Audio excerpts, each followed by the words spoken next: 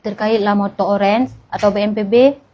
Jadi watenyan kena kondisi banjir han lewat motor ambulan, kamu lah motor orange BNPB.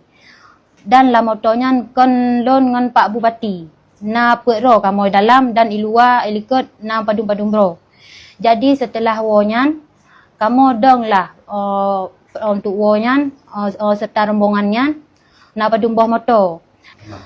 Dalam motornya na adik sepupu dari mantan suami lon dan Bapak Bupati serta supir long dan ilikut na kawan-kawan lain long. Jadi tiba-tiba kamu truk lah mantan suami long. Sehingga long langsung mengasingkan diri. Kejadian yang berkaitan dengan mobil orange nyan mandung fitnah. Hana yang lagi cerita mantan suami lu nyan hana. Yang kepegah leganya grebek sungguh hana. Yang memang na bukti memang sepupu dari mantan suami lu. Karena memang watenya put kamu di dalam. Hana dua dan hana bahasa grebeknya hana.